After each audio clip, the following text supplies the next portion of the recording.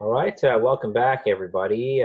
We are now in week 14 of class, at least week 14 by my counting. So this is the second last week of the semester. And we will be exploring for this week Islam in modernity. And this is a very complicated topic. There's a lot going on within Islam in the modern period. There's a lot of developments. And you can tell by sort of the amount of reading that's been assigned this week. And to deal with this topic today, I've invited a special guest lecturer, my colleague from Harvard, Dr. Javad Hashmi. And I'm really happy to have him here because he really has expertise in the area of Islam in the modern period and the different types of Islamic thought that were developing in the modern period. So it's a real treat to have him. And let me just introduce you to him. So Dr. Javad Hashmi, firstly, is a board certified emergency doctor and a former fellow of medical ethics at Harvard Medical School. That's what he does at night during his shifts. But by day, Dr. Hashmi is a PhD candidate in the study of religion doctoral program at Harvard University, which is where I know him from. And we had the pleasure of taking classes together and debating one another at times. So in addition to his medical degree, Dr. Hashmi also completed bachelor's and master's degrees in Arabic and Islamic Studies at UC Berkeley and Harvard Divinity School, respectively. And he really specializes in the research of Islamic intellectual history, Quranic studies, Islamic modernism, and he's particularly good at this whole topic of the ethics of warfare in the Quran and the Islamic tradition. And it's for these reasons that I've invited Dr. Hashmi to speak to you today. And at the outset, what I'd like to say is many people look at the state of Muslim majority nations today, and there are many pop commentators like Sam Harris or Neil deGrasse Tyson or whomever who characterize the Muslim world or Muslim worlds today as backward or as lacking scientific liberalism or what have you. And in reality, there have been so many different developments within the Muslim world from the early modern period, developments that happened very much in interaction with what we call the Western world. So we have to bear in mind that there was Western European colonialism, which basically colonized almost all the Muslim lands on the earth. There were two world wars, which resulted in the map of the Middle East being redrawn, often arbitrarily in the interests of certain power interests. So what we're looking at in the Middle East today and in the Muslim world generally is very much the outcome of this cocktail of socio-political as well as theological developments. It's very complicated, and for that reason, I'm happy to introduce you all to Dr. Javad Hashmi, who is really going to help clarify a lot of these developments in modern Islam that have taken place. Well, thanks for having me, Professor Andani, Khalil, if I can call you that. I'm glad to be back. So today we're going to just jump into it. We're talking about Islam in modernity, revival, and reform. So just by way of introduction, I wanted to start with a question. I hear this often from a lot of people. You know, you hear this sometimes in the media. Sometimes you even hear experts, quote unquote, asking this question. They'll say, when will Islam have its reformation? Or more straightforwardly, Islam needs to have its reformation. When will that happen? Well, In order to answer that question and talk about Islam in modernity, I'm going to start in a curious place, Munster in 1534. That's a town in Germany. I want to start here, and then we'll try to answer this question about Islam and this need for a reformation. So in 1534, there were these Anabaptist zealots who established a radical theological dictatorship in this town of Munster in Germany. This was after the Reformation.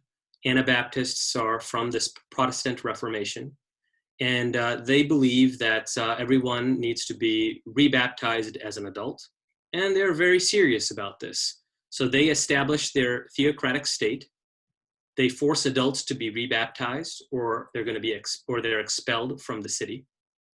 All books except the Bible are burned, and they institute a harsh dress code. Blasphemy, scolding one's parents, backbiting, and adultery are punishable by death. They institute polygamy. Women are forced to marry whoever first asks them. 49 women are executed and their bodies dismembered for refusing. And the leader of this movement, known as John of Leyden, declares himself the king of New Jerusalem. And this movement is calling for this kind of end of times state, and they believe that they're preparing the way for the second coming of Christ. Now, that sounds curiously similar to a situation in the Middle East in the modern period or in the contemporary period. Sounds not too far away from ISIS. Now, that's Germany, maybe a little bit too far for us. So let's bring it back home to Massachusetts, where you studied and I am currently right now. So we've all heard this term, city on a hill. We talk about America and the city on a hill. A beacon of light. America is this beacon of light, city on a hill. That's a statement that's actually attributed to John Winthrop, who was the leading figure of the Massachusetts Bay Colony. He was part of the Pilgrims who set up a separatist Puritan theocracy in the New World. That's when we talk about, when we grew up as kids, we heard about Plymouth Rock. The Puritans believed the Bible was the direct word of God and that human beings must follow biblical law literally and strictly. They banned Christmas. They instituted a strict dress codes for women. That seems to be a common theme amongst religious fundamentalists. They prohibited men from wearing long hair, amongst other things. And in general, they shunned art, sculpture, poetry, drama, or any other idle entertainment. They sounded very much like the Taliban to me. There was a state religion, and only church members could vote. The state was tasked with protecting society from heresy, and non-believers were not tolerated. Corporal punishments, banishments, exile, and execution were among the tools used to enforce this religious state. This idea of a city on a hill, basically it's the idea that they're going to set up this theocratic state and try to influence neighboring states and governments to take on this same model. Let's go back to Munster now, 400 years later. This is Munster in 1934, Nazi Germany. Why am I talking about these things? Well, there's a professor, a Norwegian professor of Middle Eastern Studies, and he has a eye-opening quote that I wanted to start with. He says, quote, "Too often we tend to think of the development of democracy, tolerance, and secularism in Western societies as a smooth process, which it was definitely not, and it cannot be expected to be so elsewhere." I think this is important to remember our own Western history when we talk about the Islamic world right now. And that way we can combat these theories of Islamic exceptionalism. Now, these theories of Islamic exceptionalism, it's the idea that Islam is somehow different than all other religions, and Islam is inexorably linked with politics, unlike supposedly any other religion, and therefore, in reality, the way some of these, anti-theist kind of new atheist folks put it, or Islamophobes put it, Islam is not a religion. It's a political ideology. And we can also push back not only against this, but also this clash of civilization narrative that posits that Islam and Muslims are just so intrinsically different that they can't possibly move in the direction of democracy, tolerance, or secularism. So in this lecture, we're going to trace two responses to modernity in the Islamic world: revival and reform. We will keep this comparative framework in mind to see how these fundamentalist movements are a product and harbinger of modernity.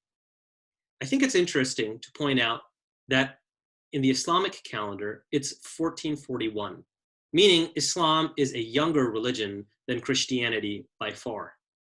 So if we think about it that way, and we look at Western history, we can see that if they're following similar trajectories, well, we should kind of give some slack and understand that this is a long process that will take place.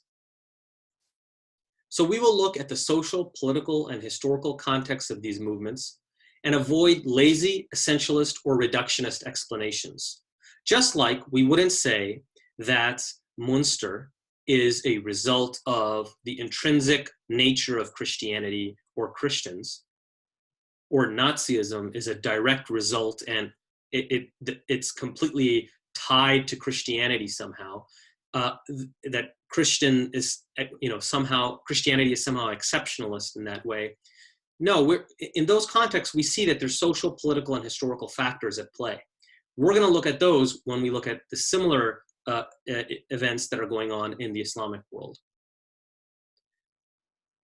On that note, we will not ignore Islamic reformists, that is, modernists, liberals, and progressives.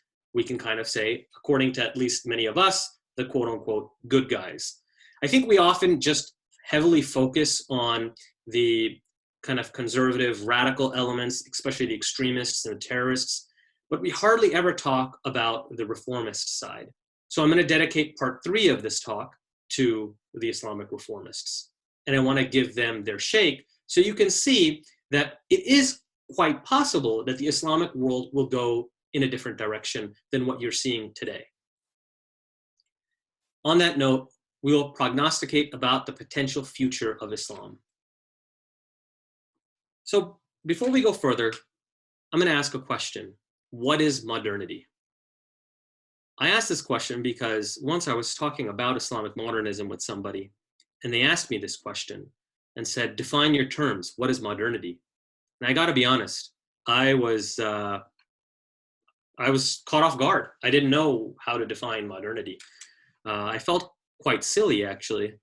And then when I looked into this topic a little bit more, I realized I'm not the only one. Modernity is actually extremely difficult to define, and scholars have a difficult time doing it. It can refer to a time period. If so, it's not clear when that time period is. One scholar suggests 1500 to 1989. Other people stop it at 1945. After 1945, we kind of say starts the contemporary period. So we differentiate between the modern and the contemporary period. But there are no clear dates. And the other thing is that time frame the same for the Islamic world? Well, it seems that scholars say that the period of modernity for the Islamic world began with Napoleon's invasion of Egypt in 1798. That's much later than 1500. So we can use this time period, but that has some problems. Well, if we're actually looking at a definition of modernity as far as what it is, I think a good starting place is that modernity can be described as a series of interrelated processes in the social, political, economic, cultural, philosophical, scientific, technological, educational, artistic, and religio-theological realms. Whew, that's a mouthful. Now, that probably doesn't help much, right? Because I didn't actually say what those processes are. I just says those are the kind of changes that take place. What I can do is I can give you some defining features of what a modern society looks like. The first is the modern nation state. What do we mean by the modern nation state? Well, we often kind of back project ideas into the pre-modern era and talk about as if they're countries and nation states, but they're not. And this was a difficult concept for me to grasp because it was just so hardwired into me that this is just how it is and it must have always been like this. But the way it's different is that in the pre-modern world, it was, especially in the Islamic world at that time, it was the age of empires. Now, when we think of empires, we think of imperial might and power. But in a lot of ways, the state was actually much weaker at that time than it is today. One of the ironies of modernity is that the modern nation state has become much more totalitarian. The reason is that now the modern nation state has the technology to more closely control its citizens. Now, that can be a good thing. It makes sure that it ensures the rights of its citizens, but it can also control its citizens and even punish its citizens in a way that empires simply could not. Now, empires were usually, they had a metropole, that's where their capital was, and then they had far-flung realms as well, where they had a lot less power. So the empire and the caliph or the king would have a lot more power within his city and his city walls than he would in the far-flung parts of his empire. That's much different than today, right? In whether you're an American citizen in Washington, D.C. or California, the national government still has the same control over you. That's very different than back in the pre-modern period. The other defining feature of modernity is there's an economic element to it. You can call it capitalism. There are some exceptions, right? So you do have communism, communist states. And by the way, these defining features I've gotten from a textbook on modernity, so I'm not the one who created these defining features. But I think the idea here is that it's a step. First, there's industrialization, and there's this monetization, where basically you're all working as one interrelated economy. So that's another defining feature of modernity. Then there's this decline in the traditional social order. This happens because of this mass industrialization. So in agrarian societies, people basically work in their own local economy, which is self-sufficient. But once you get the technology, you start to mass produce objects and everything becomes more centralized. And so that traditional social order starts to break down. With industrialization, you have people who move from the rural area into the cities, and this creates that kind of dislocation. With that, you have the decline of the traditional religious worldview. Now, the textbook that I had said just of the religious worldview. I would kind of push back on that. I would say just the traditional religious worldview, there's a realignment of that. I would say really it's the disenchantment of the world that really happens with modernity. Now, when I mentioned this to someone, it was to a Muslim colleague of mine, a fellow Muslim colleague of mine. They said, you know what, I still believe in, jinn and these imaginal characters that you may not believe in, but I believe in them. But what I kind of pushed back on this was, even if we like intellectually say or theologically say that we believe in these things, I would say that our day-to-day life and activity kind of belies our true, like that belief. In the sense that in our day-to-day lives, we're not saying, like, for example, if I missed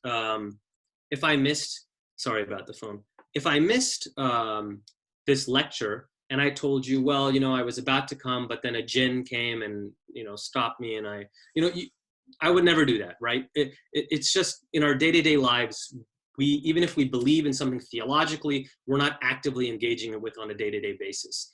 And that's on your phone? What's that? Was that a jinn on your phone? It was a jinn, absolutely, yes. I didn't see a phone, I just heard the noise. So. And so this is because of the rise of the modern scientific mind, is what I call it. So these are the kind of the four defining features of the modern nation state, of modernity. And other associated factors that I kind of throw in here are science, globalization, mass literacy and education. That's a big one. So in the pre-modern world, a very small percentage of people, we're talking about less than 5%, probably less than 3% of people really could be considered like literate, maybe less than 10% at most. But in the modern period, we're seeing this mass literacy where people can read and write. Even if the people that we consider quote unquote uneducated are, even if you're doing menial labor or janitorial work, you're still able to read and write, which is pretty impressive from the pre-modern world. And then lastly, you have the printing press and mass media. That definitely causes this exchange of ideas that will bring modernity's ideas to mass market, basically. Finally, I wanted to focus on that modernity is intimately tied to the Enlightenment. So from a philosophical standpoint, it's related, at least the West's experience with modernity is related to this. Here are some key buzzwords that have to do with the Enlightenment. There's the high value that's placed on human reason, on empiricism, science, universalism, progress. Progress is a big one. That's a language that we use, that we are continuously progressing as human beings. That's very different than the pre-modern world, where oftentimes you would have a cyclical view of history, or you would have simply, as now many historians have this view actually, of basically one damn thing after another. But with most of us moderns are kind of trained to think of progress, that, hey, if we don't have it right now, we're going to get it right in the future. So we're this kind of teleological view of history. There's also an emphasis on individualism, where we are individuals first. We have individual rights. We may decide to join into families and societies, but that's our right to do so. There's the idea of toleration, including religious toleration, the idea of freedom or liberty. And there's also this idea of uniformity of human nature, that humans were always the same as they are now today. And that's part of the scientific endeavor. And then there's also secularism, which is, I would put a question mark next to that one, but that's definitely part of the Enlightenment experience. So modernity has its positives and its negatives associated with it. Let's talk about some of those negatives. There's disruption and dislocation. Traditional modes of living and livelihood are disrupted. People physically dislocated. And I talked about that with, as economies change, as you industrialize, you're no longer able to sustain yourself the way you did in the past. So farmers in an industrialized society, now we look at America right now, they have, I don't know if, did you watch, I don't know if you watched that Super Size Me 2. Did you watch Super Size Me 2 at all, Khalil? I saw Super Size Me Part 1. So you got to watch Super Size Me Part 2. It's about Big Chicken, and it shows how basically all of farming and all this kind of stuff, it's all by like 5 companies, grand total. And so it's very hard to have that traditional style of living, even in America, if you're a farmer or raising chickens. I found out it's very hard to raise chickens, apparently. There's a lockdown on that. It's like a mafia. But so what we have happen is that traditional systems of support break down. This includes family life, society, and religious systems. This creates independence, but also social alienation. We're actually living in an age of social alienation, of loneliness, basically, as one thinker put it, the age of loneliness. It's a good thing. It's also a bad thing for some people. We live as kind of automatons in our own bubbles. We're not tied to our extended families anymore. We don't even talk to our neighbors. This is very different than the pre-modern period. With individualism becoming important, an irony is that the state becomes all-powerful and intrusive, because we are no longer relying on those traditional systems of support. We're not relying on our extended family anymore. We're not relying on our church anymore. So who steps in to help? It's the state that does. The state wants to do that stuff. And so the state becomes all-powerful and intrusive. It can protect our rights, but it can also prevent us from doing things that in traditional societies maybe were taken for granted. The other thing is that traditional values and meaning making are challenged and threatened. This is certainly worse for non-Western societies, especially so for the Islamic world, or areas of the world that are being dominated by Western imperial or military might, right? And it was already difficult enough for the West to modernize. For non-Western societies, they're feeling that it's this outside entity that is forcing us to change our traditional ways. And that can definitely cause a backlash and create resentment. What's also interesting is that in modernization, both in the West, as it went down, and in the Islamic world today, there's this surplus of educated but jobless and purposeless individuals. So you'll see this in Egypt and Pakistan. The educational system is definitely churning out these graduates, but they're often finding that they can't find meaningful jobs. And these are the people who actually become disenchanted with modernity. They're educated in the modern system, but then they become disenchanted with it, and they use the tools of modernity to kind of become anti-modernist in a way, and we'll talk about this. Now, of course, there's certain upsides to modernity. In that picture is Steven Pinker. He's a professor at Harvard. He's written a book called Enlightenment Now, in which he is the kind of cheerleader for enlightenment and modernity. Now, I have to be honest, I am a fan of modernity and even enlightenment, but I am not a fan of his book or his scholarship. I think and I'm saying this as someone who comes from a medical background myself, I think that you really need to have an expansive liberal arts and humanities education in order to engage with these this kind of subject matter. And I feel Professor Pinker does not have that background or expertise. There are a lot of problems with his book. But let's talk about the upsides of modernity. There's the promise of modernity, of progress and advancement, scientific, technological, health-related, social, economic, political, cultural, educational, and ethical. On the ethical front, we can talk about tolerance. There's religious tolerance that was unheard of in the pre-modern world. There's the abolishment of slavery. That alone, I think, is a pretty good endorsement of modernity. And there's women's and human rights. If you were a woman, I think modernity is the time period that you would want to live. You want to live in a modern society. So I would say that modernity is definitely good for some people, but it can cause alienation in others. The other point that I wanted to mention is that modernity is seen as something positive by many religious thinkers themselves. We're going to see this with the Islamic modernists. They definitely see modernity as something beneficial, something that can allow them to fulfill and perfect their religious ideals, to fulfill in the Islamic context what they feel is the Quranic ethic, what the Prophet was trying to do. They feel that they can fulfill that. So let's review some key points. Well, this is a bit before the review, I apologize. So it's worth noting that these processes that move us toward modernity, they take several centuries to undergo, and they're in a slow and uneven way that they go forward. So modernity in the West, it gradually emerged. There was the Reformation, the Renaissance, the Scientific Revolution, and the Enlightenment.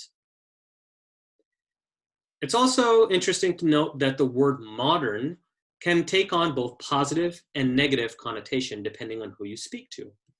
It's interesting to note that before the 19th century, when you heard the word modern, according to one scholar, it was most often used in a negative way.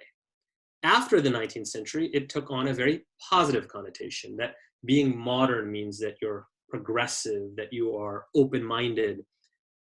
This is kind of similar to much of the Islamic world, where I would say that it can often be a negative connotation. When I say I'm sympathetic to Islamic modernism, I can see some Muslims kind of recoiling because they hear that buzzword modernism, which they associate with irreligiosity. So often when we're talking about growing up, when we were talking about certain families that we would encounter who were not as religious, people would say, these people are very modern. And it was kind of a pejorative way of saying it. So it's important to keep in mind the way the word modern and modernity are used. Lastly, I wanted to point out there are multiple paths to modernity.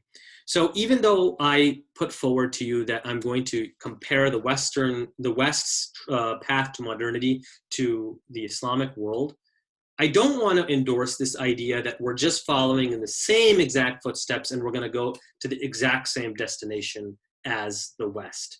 There are actually multiple paths to modernity. We can look at, for example, the difference between the West and Japan. Japan is also now definitely a modern society. We can see that they traverse their own course to modernity.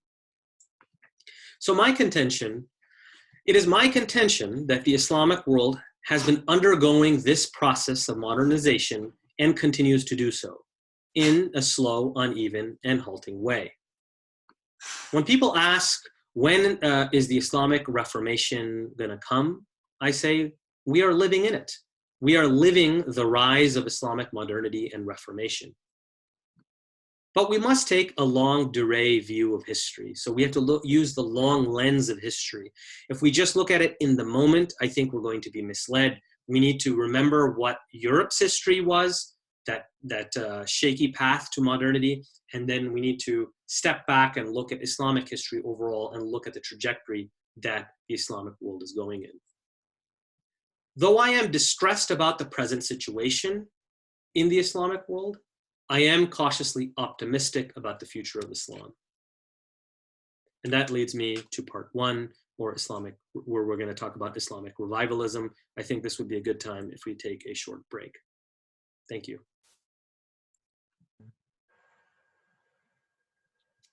All right, so let's get to it.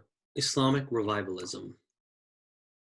Before we get to Islamic Revivalism, which is part of modernity, or at least the cusp of modernity, let's talk about pre-modern Islamic societies.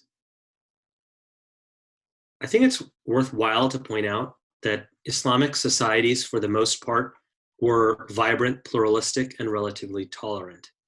That's not my viewpoint. That's the viewpoint of Western scholars who have looked at the Ottoman Empire, the Mughal Empire, and other Islamic societies. The Ottoman Empire used the millet system, which granted minority religious communities the right to largely rule themselves and manage their own internal affairs. So again, this is very different than the modern nation state. And this system had its advantages. It also can have its disadvantages for some people, but it has its advantages. So if you're a religious community, you basically get to run your own affairs yourself. Now, on the other hand, you might be blocked from you can't become the caliph, right? So that might bother someone that they can't reach that high office. But in your day-to-day, you're actually probably having a lot more autonomy in your religious life than you could have in an intrusive modern nation state. For most of its history, and we're talking about hundreds of years, the Ottoman Empire, you had religious minorities living in relative peace and security. It was only in the modern period when nationalism became a thing that all of a sudden this idea of individual rights became important, and self-rule for your own nation. It was no longer seen to be acceptable to be ruled by a metropole far away, even if they were less intrusive than if you had your own nation state. Similarly, the Mughal Empire was also pluralistic and relatively tolerant. And on the eve of modernity, things are looking pretty good for the Islamic world. So these are the three great gunpowder empires, quote unquote, of the Islamic world, right before they enter the modern period. You have the Ottoman Empire to the west, you have the Mughal Empire to the east in India, and in between these two, you have the Safavid Empire. So you can see the Islamic world is doing pretty good at this time. It's even, you see Ottoman Empire has territory in Europe, so it's quite powerful. But then, just a couple hundred years later, or 100 or 200 years later, things don't look so good. This is a map of the Middle East and the Islamic world, where you see the British, the French, the Italians, and the Spanish have conquered most of the territory. Even the territory that's not conquered, it is often controlled or by Western powers. And this wasn't just the Islamic world, or the Middle East, I call this the holy you-know-what map. These are countries that have been under European control. We're talking about the green is colonized or controlled by Europe, and then you have the light green, and then you have the European spheres of influence. So you see basically the entire Islamic world has been controlled in some way by European powers. Here's a map of the British. These are all the countries that have been invaded by the British Empire. That is pretty much the entire world. Let's look at what that means for the Islamic world. Shashi Tharoor is a politician in India. He also has a PhD, I believe, from Tufts in history, I believe, or government. I don't remember exactly. But he wrote this book called An Era of Darkness about the British Empire. And he writes how India went from having about 25% of the world's GDP under the Mughals to just over 3% by the end of British colonialism in 1947. Now, of course, this is a complex issue. There's a lot of factors that are at play. I'm not saying that colonialism is the sole reason why, but that's a big drop. And I wonder what India would have looked like had it not been colonized, and had the people of India gotten the opportunity to develop themselves on their own terms. So we see that India, which was a part of the Muslim world, went from having 25% of the world GDP to a measly 3%. They went from prosperity to poverty. Imagine what that does to a society and a civilization. And us Yanks, we're not exempted from this. So after the British, we see that, and I'm kind of getting into the contemporary period here, but I'm just trying to show you that this has an effect. So these are countries in the Middle East that have been either bombed or have military bases by the United States or its ally. So you see it's pretty much the entire Middle East. Now, what are the effects of colonialism? Modernization, like I said, is difficult enough for societies. Foreign occupation and interference only exacerbate these problems. The forces of modernity become associated with the occupier and enemy, the colonial or neo-colonial power. This creates a knee-jerk reaction to conflate modernization with westernization and to reject all changes of modernity. I'll give you an example of this that was just a few years ago. There was the so-called Green Revolution in Iran that was going on against the government. And as soon as America endorsed the Green Revolution, that really backfired for the Green Revolution, because all of a sudden it was the outsider enemy that was endorsing the force of reform. And that had so the other side had a knee-jerk reaction to that. Now let's talk about Islamic Revivalism. What is it? Here's one definition. Islamic Revivalism is a distinct interpretive reading of Islam that seeks to strengthen Islamic influence in political, economic, and social life. It appears to be a part of a broader worldwide movement in which people disaffected from the government and feeling threatened by the erosion of traditional values turn to religion as a source of identity. That is to say, Islamic Revivalism is part of a greater issue of religious fundamentalism that is inclusive of other religions, not just Islam. In general, Islamic Revivalism is viewed as a revolutionary force whose aim is to topple the established order in the Muslim world, be that authoritarian or democratic. So I think we could probably say that Islamic revivalists are often Islamist in the sense that they're mixing religion and politics. But that might be a controversial thing to say because people use the term Islamic revivalism in many different ways. And what is the difference between revivalism and reformism? I think these are just academic terms, scholarly terms that we put on people. They themselves, whether they're liberal or conservative, radical or moderate, I think many of them would see them, if they said, are you trying to revive the Islamic ethos? I think almost everyone would say yes. If you're talking about reform, I think even if you were super conservative and super radical, you would still say you're trying to reform your society. You're trying to bring it in accord to Islamic ideals. So what I'm going to say is that I myself am choosing to identify Islamic revivalism with this kind of Islamist bent, which is more conservative and reactionary. And I'm identifying reformism with liberalism, modernism, and progressivism. That is my own definition that I'm using. So just keep that in mind when I'm giving this talk. Professor Andani, do you have any input on this? How do you tend to use these terms? Yeah, I think that Islamic revivalism does not necessarily have to have a political manifestation as its central component. I think it can. I mean, let's be fair, like everything is political in the broader sense of that term. But if political here means the goal of establishing a state or taking over the control of a state, I think Islamic revivalism, there will be, political forms of that, but you could also have non-political or apolitical forms of Islamic revivalism.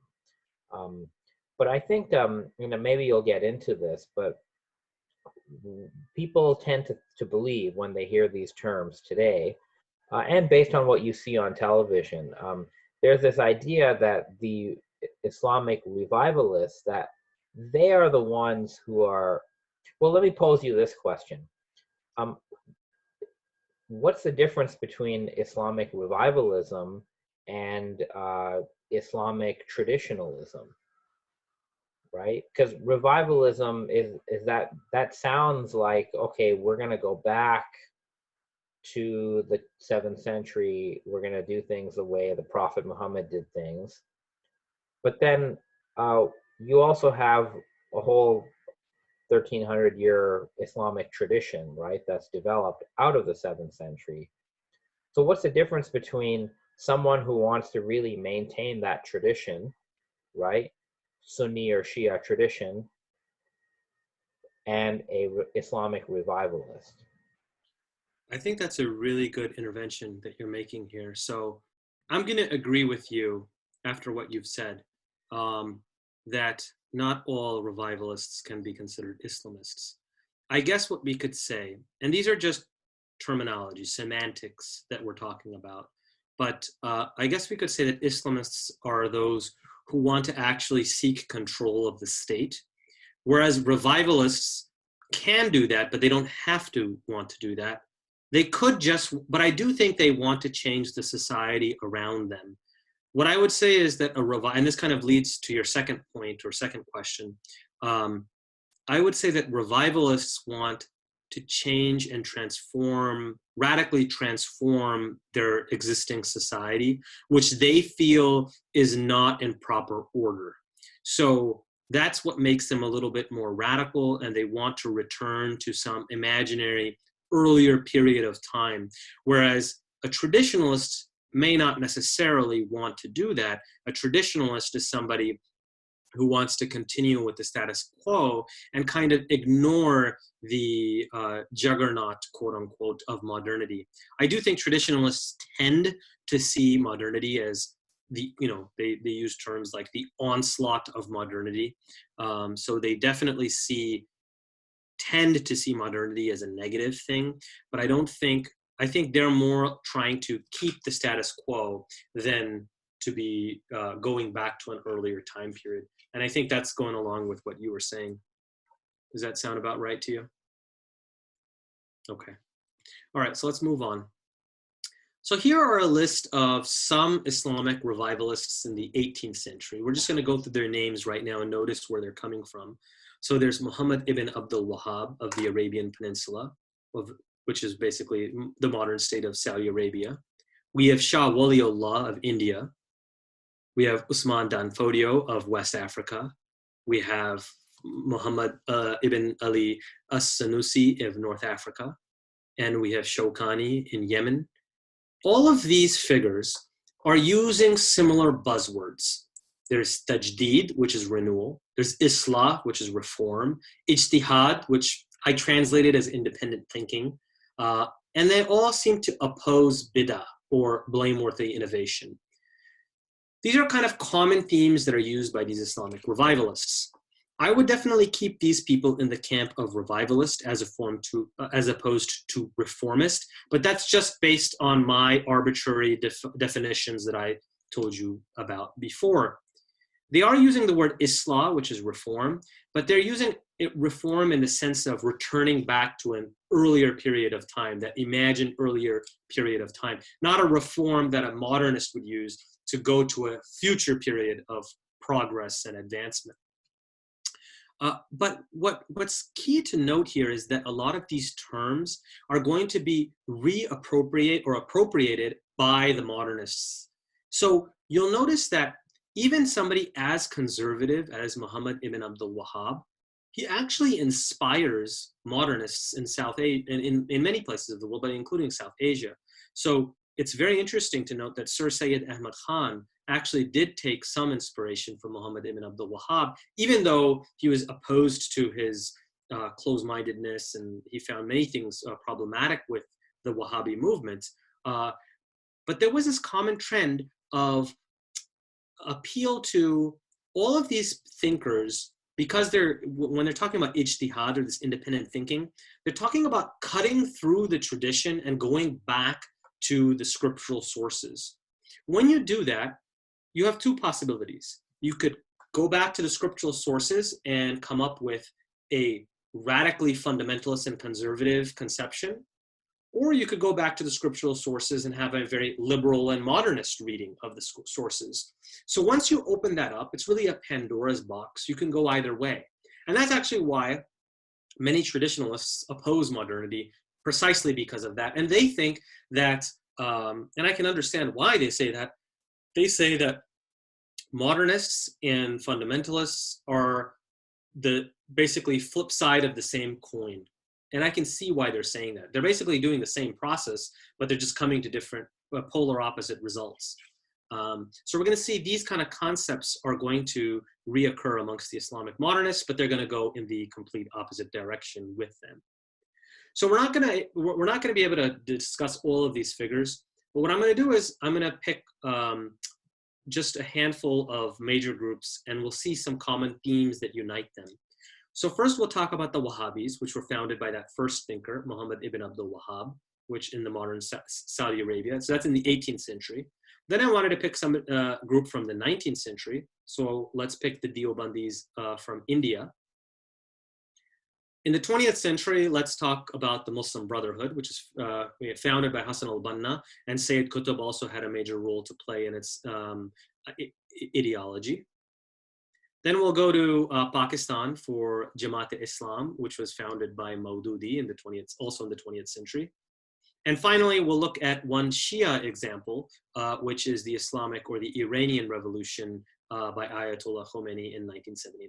So we're going to quickly look at these 5 groups, which will give you a good idea of Islamic revivalism. Let's talk about Wahhabis. Wahhabis is kind of this big bad buzzword that we hear a lot. Let's talk about them.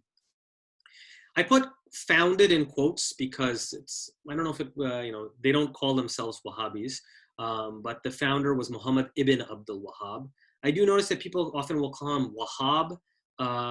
I would say Ibn Abdul Wahhab because it sounds weird when just from the Arabic. So Ibn Abdul Wahhab was a Hanbali who was inspired by the medieval Islamic scholar Ibn Taymiyyah. Now, those two scholars, Ahmad ibn Hanbal and Ibn Taymiyyah, they're definitely within the mainstream of Islamic thoughts from an Islamic historical standpoint, but they're definitely on the very conservative side, on the rigid conservative side. So that gives you a little bit of inclination where Ibn Abdul Wahhab is going to go. He's going to further go to the right of these thinkers. There's also a debate about whether or not these early followers were actually Hanbalis or not, or if they rejected the traditional 4 schools of Islamic jurisprudence, the madhabs. Either way, I think what we can agree on is that they sought to bypass the Islamic jurisprudential tradition and go back to the scriptural sources, the Quran, but more importantly, the Hadith. And this is something I wanted to clarify because when we're talking to many Westerners who come from Christian backgrounds or Christian environments, you hear about this term Bible thumpers. So you'd want to probably say Quran thumpers as well. I think that's misguided. I think you should say Hadith thumper, as Khalid Abu al-Fadl says. Because in fact, the quote unquote Wahhabi movement in South Asia, the name they go by is actually Ahl Hadith. Hadith is really what they focus on, not so much the Quran. It's going to be the modernists who actually turn to the Quran, which is interesting, but we'll talk about that in our next part of this lecture. Now, like I told you, they did not call themselves Wahhabis, and to this day, they don't like it when you call them Wahhabis. They call themselves Muwahhidun, or Unitarians. They're often referred to as Salafis, and they'll refer to themselves as Salafi, or they'll just say, I'm Muslim, just call me that. So the kind of kind word to call them is Salafi. I did see that the early followers were also called Ikhwan, which can be confusing because you can mix that up with the Muslim Brotherhood in Egypt. Wahhabi is a pejorative term. However, I would say that from a scholarly standpoint, if you're talking about Muhammad ibn Abdul Wahhab and his immediate followers, I would say Wahhabi is a perfectly fine word to use. I would say it's more problematic when you're talking about present day followers of this trend of thinking. I would probably steer away from using that word and limit it to just his immediate followers and movement. Now, the Wahhabi movement was puritanical. They called back to the way of the Salaf. The Salaf are the pious first 3 generations of Muslims after the prophets. So there's this kind of imagined recollection of this perfect time in the past, and these Wahhabis are trying to call back to it because in that time period between the Salaf and now, there's been all of these corrupting influences in their worldview.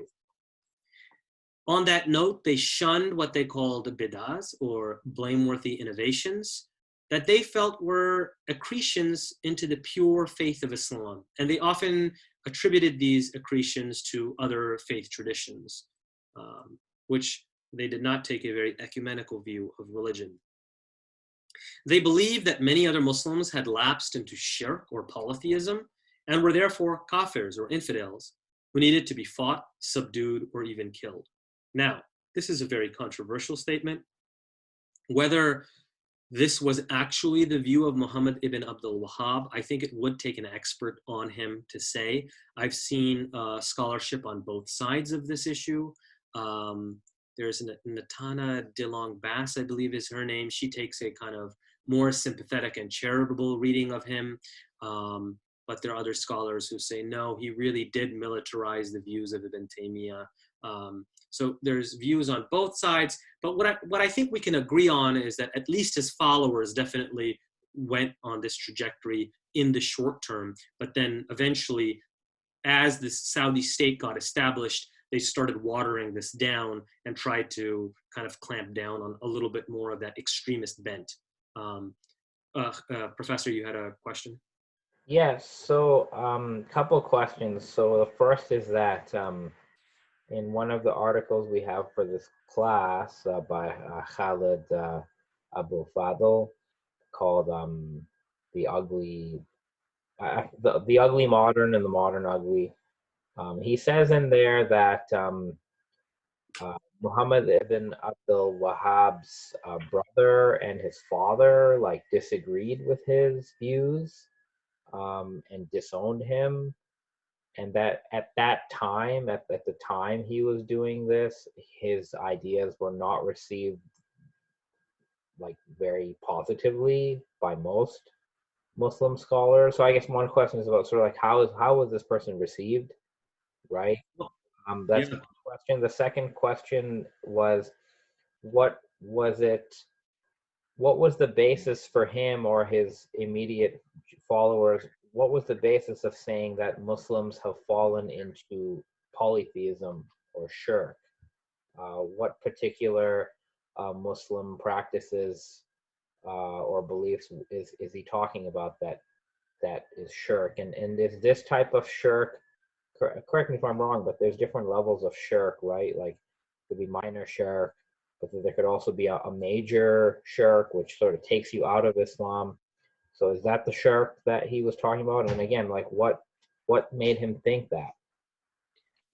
So, in regards to Khalid Abu al-Fadl, I wouldn't necessarily disagree. Well, he was absolutely right that he was disowned by his father and brother, or they definitely disagreed with him on that. And he was very much a polarizing figure in his time, and had.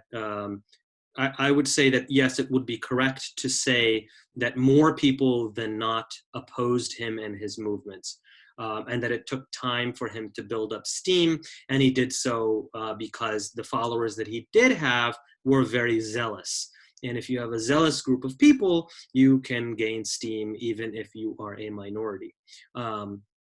So there is that. I would caution on, so although I respect Professor Al-Fadl greatly, I do think that he does have a dog in the fight, and I think that's clear. So even in that title, I think he takes this kind of negative view of modernity, and also seems to, and that kind of it really kind of taints his view of these modern groups, and even including of the Wahhabis. I think it's important not to pin all evils to the Wahhabis and to contextualize them. But your point is well taken. And now the second question was, what were the practices that caused him to declare other Muslims as having committed shirk and then becoming non-Muslims? This was mostly the concept of intercession and saints, basically, going to the graves of saints who had passed away, Sufi saints, and oftentimes they would have the same debate with Shias, but they were opposed to intercession for the most part, and believed that that was committing shirk, which they considered to be major shirk, that does take you outside of the fold of Islam.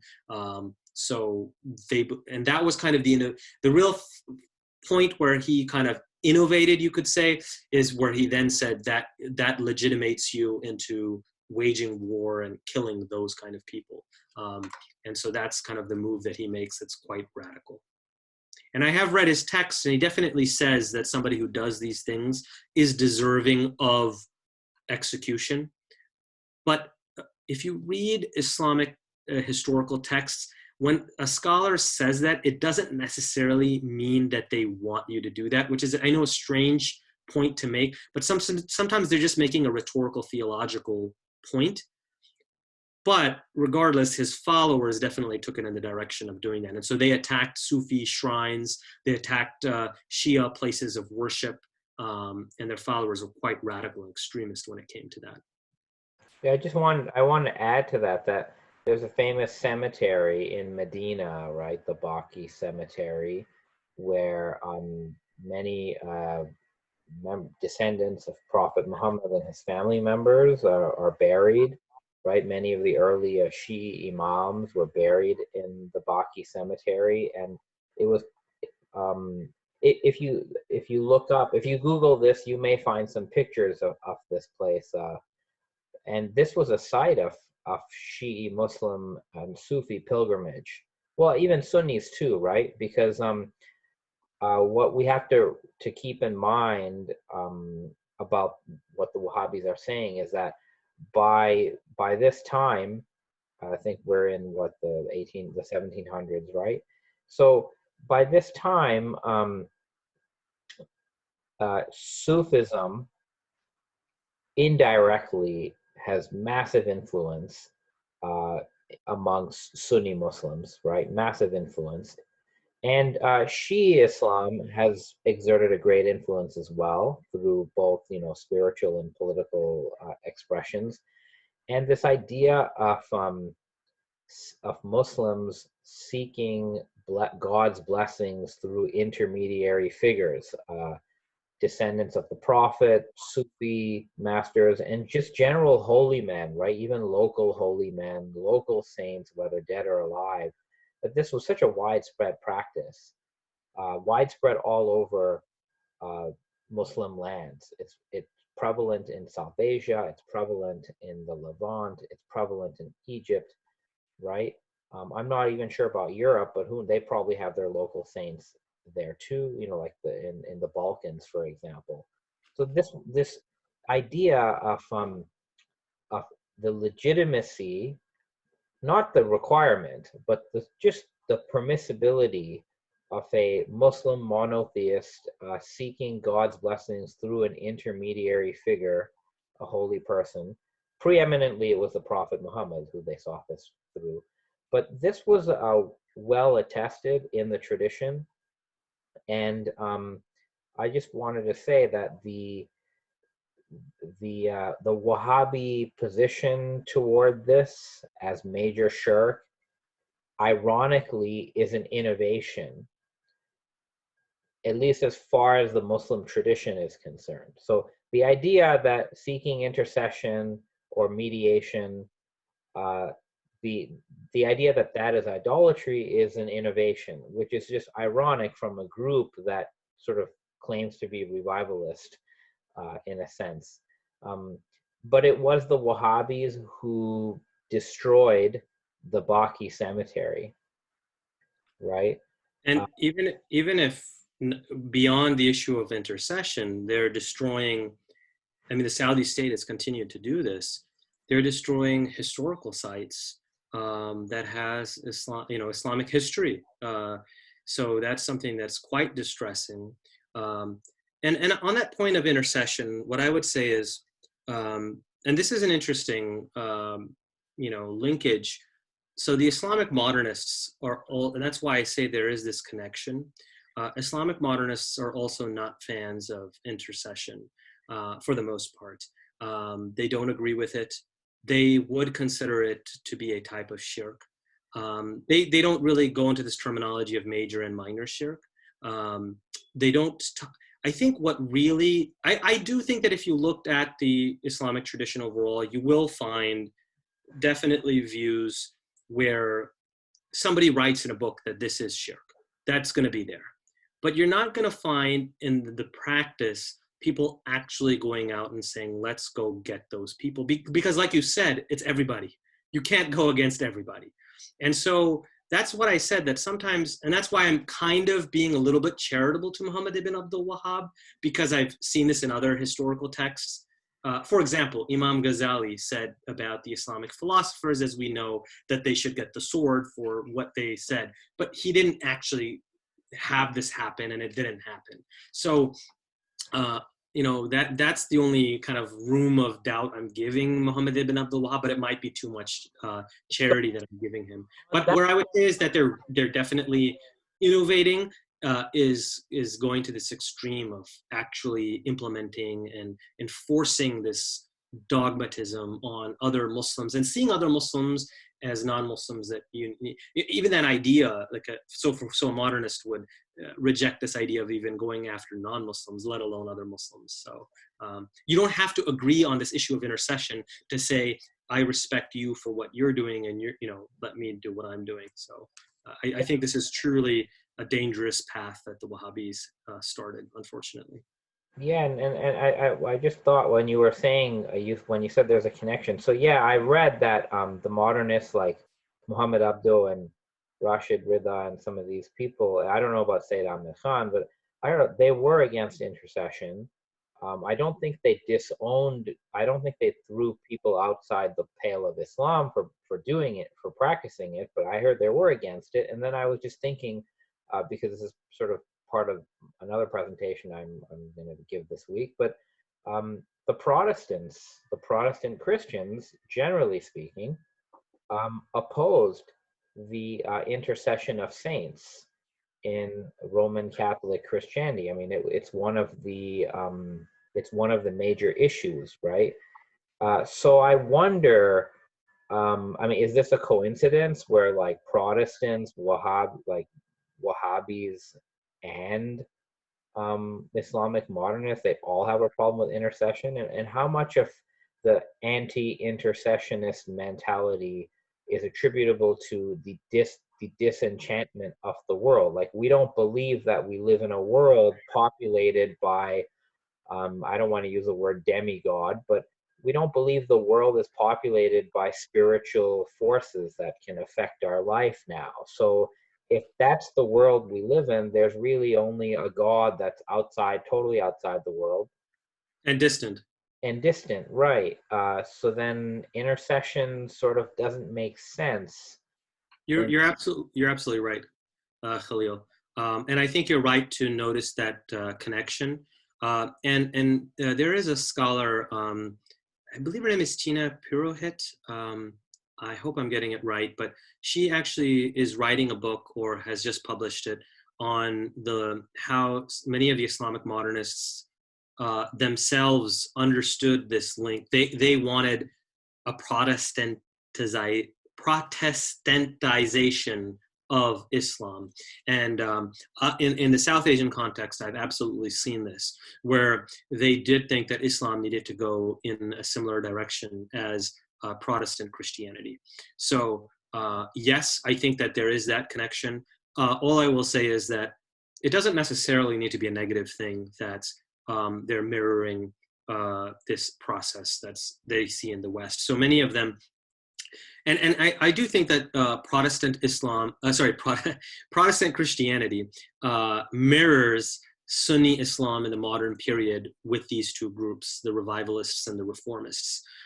So Protestants, you had Protestants after the Reformation, you had the Munster that we were looking at, the Anabaptists, and then you did have Unitarians, Unitarian Universalists, right? So it goes in both directions. And absolutely, it's part of this disenchantment of the world, where for the modernists, at least, they're embarrassed by these Sufi saints, by what's going on at Sufi shrines. They find this to be superstitious and magical thinking.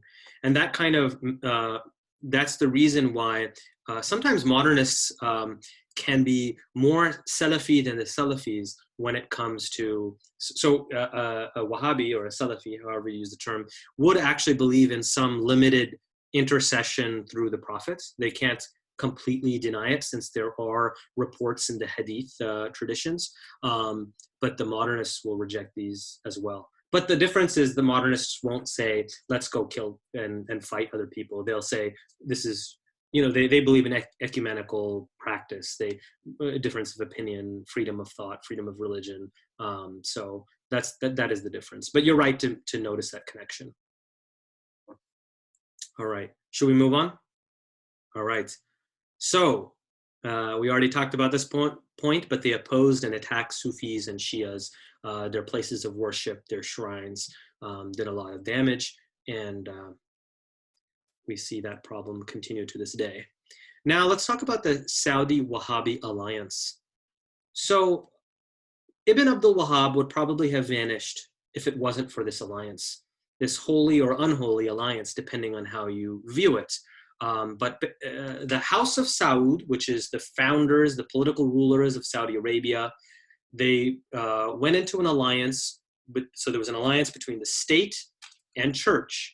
The church here is Muhammad ibn Abdul Wahhab and his followers. They formed this alliance. They actually do it through intermarriage. So I believe it was the son of Prince Muhammad ibn Saud who married the daughter of Muhammad ibn Abdul Wahhab, and they have been intermarrying ever since. So that's their tribal way of just keeping this alliance going. Basically, the agreement is this. What does the Saudi state get from this? They get the religious legitimation of Ibn Abdul Wahhab, who will basically give them legitimacy that they are the two owners of the two holy sites, and that they are creating a religious society. And in exchange, Muhammad ibn Abdul Wahhab will, and the Wahhabi clerics, they will get state funding and support and patronage. And they will, of course, be teaching that we need to be loyal to the Saudi state. So it's a bilateral agreement. Now, there were 3 Saudi states. The first Saudi state was short-lived. and was put down by Muhammad Ali Pasha, who we'll talk about in the next part of this lecture. Muhammad Ali Pasha was a semi-independent ruler in Egypt, technically under the Ottoman Empire, and he definitely was when he put down this rebellion, which is interesting. The Saudi state is this Saudi polity, it's not even a state really. It's an open rebellion against the Ottoman Caliph, which I think, many Salafis today would be quite uncomfortable with this idea that, it's fine to rail against the British for bringing an end to the caliphate, but here we have the Saudi state that's rebelling against them. But this was put down by Muhammad Ali Pasha and the Ottomans. The second Saudi state also fell apart. Then there was the third Saudi state, which was founded by Ibn Saud. This eventually became the modern state of Saudi Arabia. Well, why did this third state succeed, whereas the first two failed? There's your answer: British support. At least this is what I think. I'll put it this way. If it wasn't for British support, I don't think the Saudi state would have survived. The third Saudi state was a fledgling state, but a British secret agent, Captain William Shakespeare, he definitely has a name worthy of a secret agent, I think, he orchestrated an alliance between the Saudis and the British against the Ottomans. This was the Treaty of Darren, signed with the British in 1915. The British were thus the first to grant international recognition to the Saudi state, and the treaty made Saudi lands a British protectorate. Ibn Saud agreed not to attack the British, and the British promised to defend him against any external aggression. Ibn Saud was even on the payroll of the British. And this treaty was re-upped with the Treaty of Jeddah in 1927, when the Kingdom of Hijaz and Najd was united, and this created the modern Kingdom of Saudi Arabia that we know and love today. All right. From there, the Saudi state began spreading Wahhabism, or now maybe we can start to use the word Salafi Islam. Saudi Arabia benefited from petrodollars. They became oil rich and used that wealth to fund conservative Islamic institutions and mosques around the globe. So we already talked about this alliance. The state bases its legitimacy on its religious credentials. So Saudi Arabia encourages Salafi Wahhabi scholars, but it wants to rein in on that initial militancy and extremism. So Salafi Islam has undergone many changes and waves since its initial founding.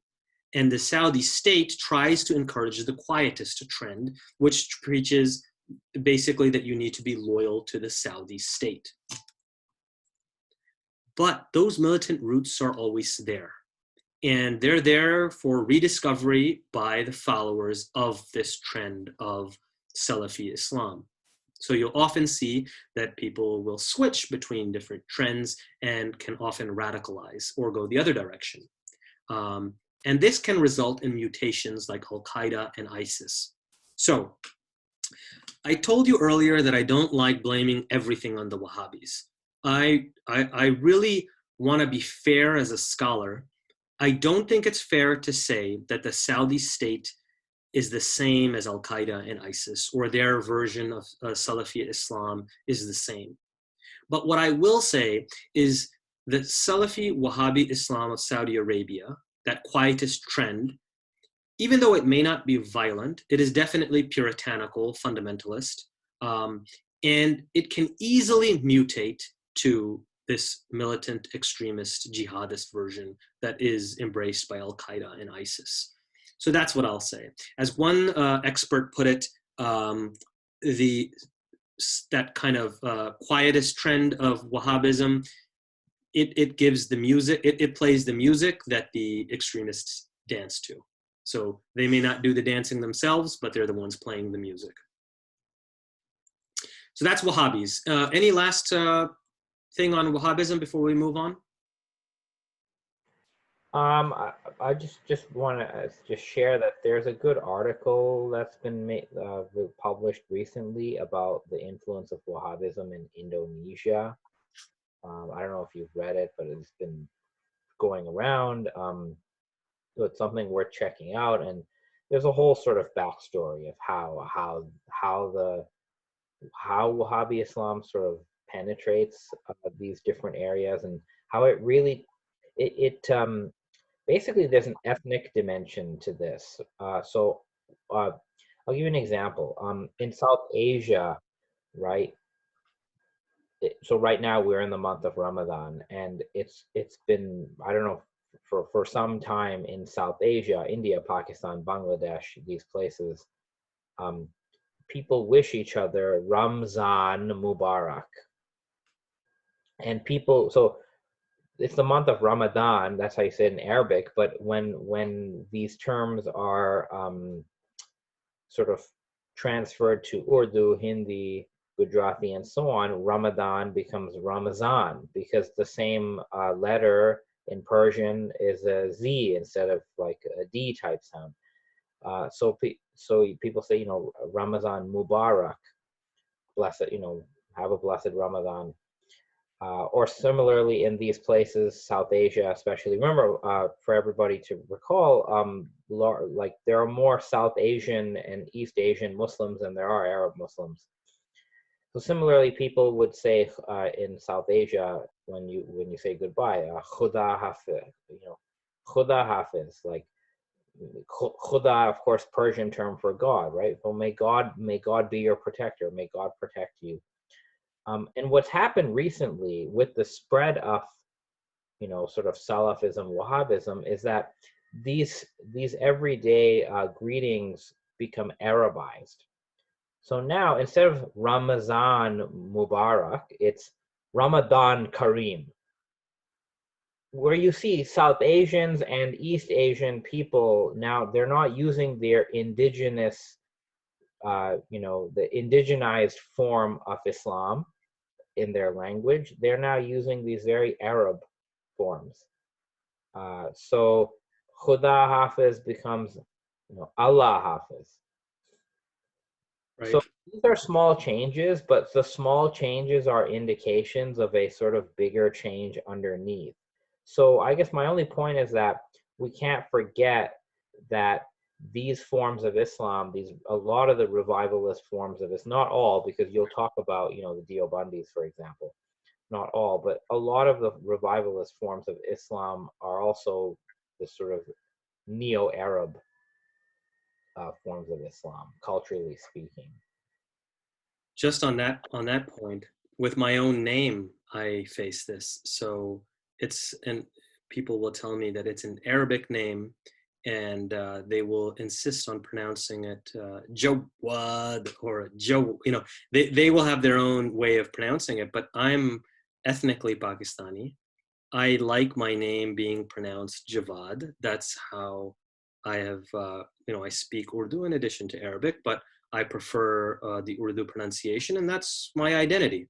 But you will absolutely see this. Same thing with my wife's name. I've heard people correcting her that this is the way you say your name. So I agree with you. It's a small thing, but it's actually a large thing as well. On the flip side, I did want to, before we move on to Deobandism, I wanted to link all of this back to our initial conversation about how these movements, even though they're revivalist or fundamentalist, they are very modern as well, and why they lead to.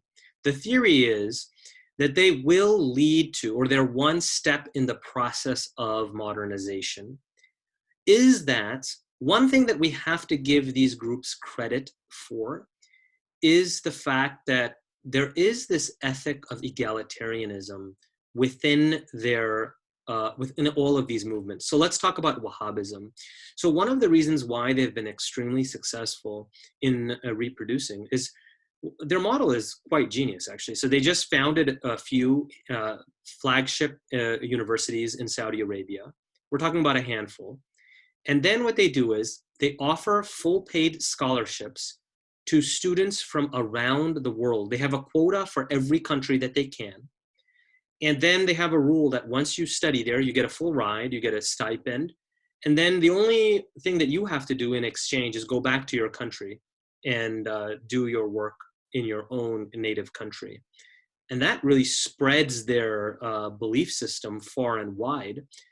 But they do have a sense of, so I agree with you that there is this emphasis on this Arabization, but in their worldview, I do think they're being transnational or supranational, in the sense that Arab is not something specific to a race. It is identified and conflated with Islam.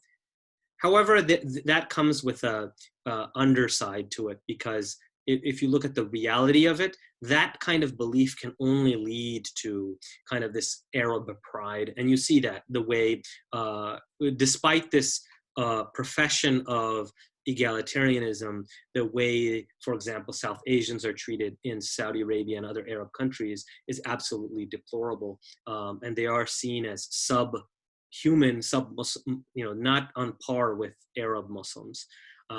So I definitely see both of these trends, but I will say that in highly religious circles, I have seen a great deal of egalitarianism amongst Saudi Wahhabi types or Salafi types.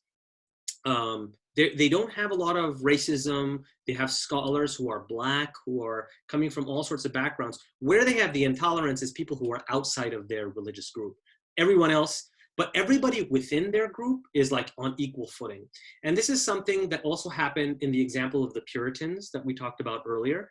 They basically were equals within their small community. Outsiders were, and that is something that leads to this kind of democratization of, it's not them who are going to do it, but in society, you're seeing these changes being done. And sometimes it has like fundamentalist initial outlook. So that's one thing. The other thing I wanted to talk about here is you see that these fundamentalist movements are using modern means of communication. So their university systems in Saudi Arabia are very modern. The system is, it's not the traditional Islamic madrasas or traditional learning, and they do that too, but the university system is very modern. And then they're very modern when it comes to using websites and social media and all of these things. So in this sense, they're extremely modern, even though they're spreading anti-modernist ideas, but they're modern in that sense. So, and we'll see this as a recurring theme. Let's go to the Deobandis. And I think it's important to look at the Deobandis. I kind of give them as an example of another group where I don't want to blame everything that's bad in the Islamic world based on just the Wahhabis, because I think you'll see similar problems in many other groups. And Deobandis, even though they come from a different theological background, you'll see that they are quite fundamentalist and puritanical, just like the Wahhabis, maybe one notch less.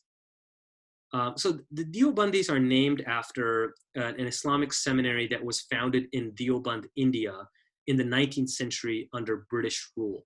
You're going to see this common theme, Khalil. You'll see the word British in almost all of these groups. All right, so we have our British masters to thank for this. They were a revivalist movement that called to rigid adherence to a conservative understanding of the Hanafi school of thought. Now, historically, the Hanafi school of thought was considered one of the more tolerant schools of thought compared to the Hanbali school of thought, but this is not going to be the most tolerant understanding. And we also see that here we see the flip side. The Wahhabis, they didn't believe in following a school of thought at all, many of them, and that's why there was a question mark of whether they were really Hanbali or not. In fact, the Wahhabis in South Asia are known as ghair muqallids, meaning they don't follow a school of thought. On the flip side, the Deobandis are very dogmatic about following a school of thought. And this, I think, is also a divergence from the Islamic tradition. We have scholars going all the way back to Ghazali and before that, who are even at that time speaking against blind following taqlid. But it's kind of the first time I feel like taqlid is now flipped and said taqlid is actually a good thing, that is blind following. They really encourage their masses to do blind following. Now, even though they have this kind of anti-modernist outlook, they do use a modern educational setup. So their entire idea was, let's create we see the British are setting up schools, and the British were even funding Islamic institutions like they were also funding Islamic seminaries. So the Deobandis reacted against this and said, okay, we need to set up our own institution, but we're going to use the British system, the setup, but teach our own Islamic viewpoint in it. So in that sense, they're very modern. The Deobandis sought inspiration from Shah Waliullah. We saw Shah Waliullah in a previous slide. What's interesting about Shah Waliullah, and this is the same thing that we saw with Muhammad ibn Abdul Wahhab. I don't think we can put Shah Waliullah in the same category, but Shah Waliullah is a figure that's kind of loved by everyone in South Asia, no matter what branch of Islam really you come from, almost. The modernists love him. Sir Sayyid said that he was inspired by him, but at the same time, the Deobandis claim him as well. I think the reason is that he has certain tropes that you can take in either which direction you want to go, and one of those is ijtihad, that Shah Waliullah was all about. Now, that's just to reiterate the point that Deobandis were, the Deoband system was founded in reaction to the failed 1857 Indian Rebellion, also known as the Indian Mutiny, depending on who's labeling it. But it was a reaction to that. That was kind of the 9/11 of that time. It was a cataclysmic event for the Muslims of India at that time, just like 9/11 was for us here. But it was out of a shock of this event that Sir Sayyid was motivated to found his modernist movement of Aligarh. And it was also the impetus for the Deobandis to found their institution in order to find a safe haven for their quote-unquote traditional Islamic ideals. Now, that's it. That's all I'm going to talk about Deobandis. They are very conservative. The Taliban are a later mutation from the Deobandi movements, just like Al-Qaeda and ISIS are a mutation from the Wahabis. So I'm not equating them. I'm not putting them on the same playing field. I think that would be unfair, but it is interesting to note that from the Deobandis from their loins does come the Taliban. All right, any questions on Deoband, or should we move on now? Yeah, I'll just ask. So I just want to observe that. So they're revivalist, but they do clearly subscribe to the madhab framework. They almost sound like ultra-conservative traditionalists from one perspective, because they're keeping the tradition, but they're like, you need to follow the tradition even harder. Like this taqlid, I call taqlid, maybe it's the wrong translation. I translate taqlid because we talked about it in our theology lecture last week, but taqlid as sort of like blind conformance, right? Almost like blind submission. Like taqlid would mean you don't need to understand why this school is true, and you don't really need to intellectually demonstrate, you know, the truth of the beliefs of that school. You just should follow, right? That's taqlid. So that, I find that interesting. It's an interesting contrast to the Salafis, for example. I don't know if the Salafis believe in taqlid for anything. I'm not sure.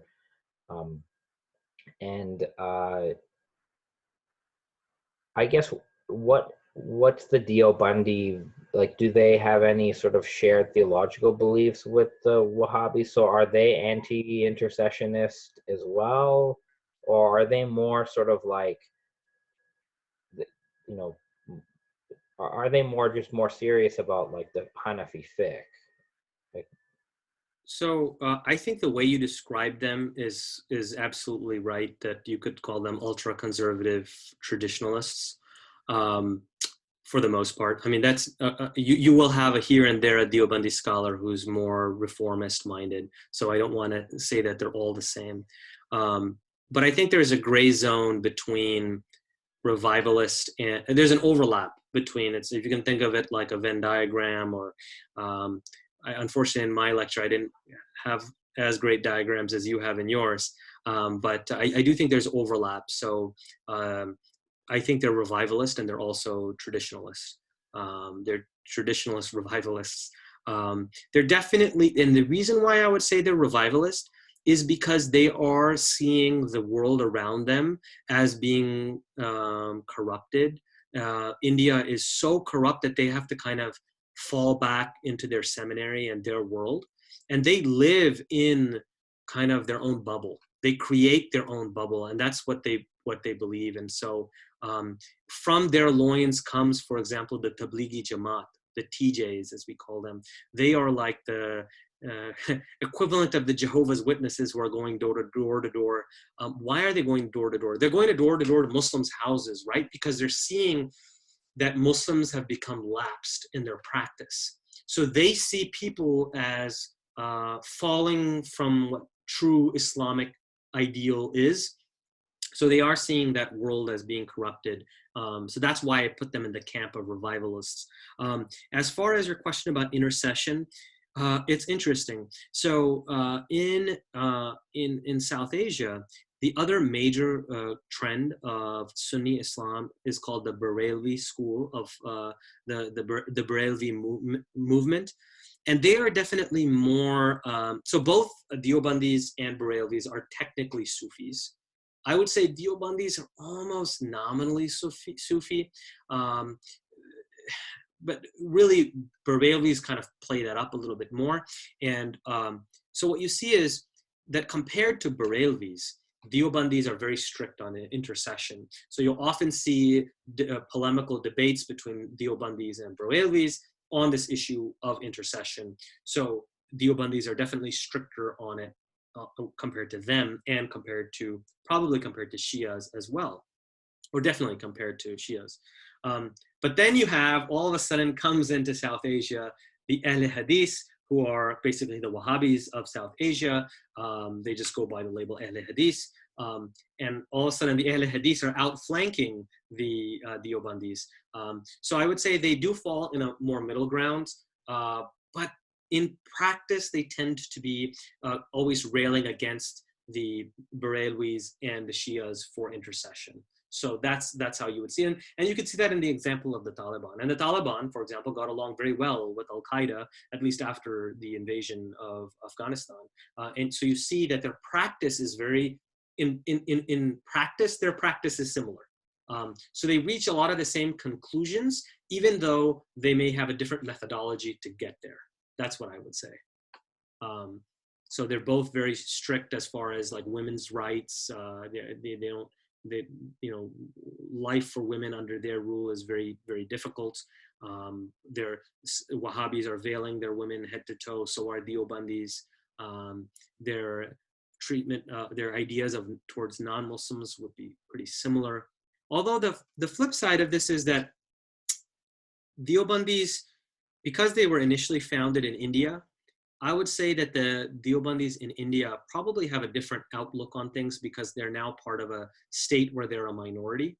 And that can often make people a little bit more open-minded than when they're the majority. So that's some interesting caveat there.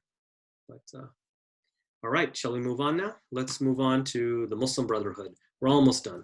So they are known as Al-Ikhwan in Arabic, Al-Ikhwan al-Muslimin, which is the Society of the Muslim Brothers. They were founded in Egypt by Hassan al-Banna in 1928. Hassan al-Banna was from a village background. He was a school teacher by profession.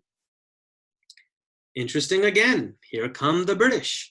Egypt was occupied by the British at this time. And Banna was, was twice there, but Banna was shocked by the abolition of the Ottoman Caliphate in 1924. And what he saw as the British cultural colonization of his people. He actually moved to another city.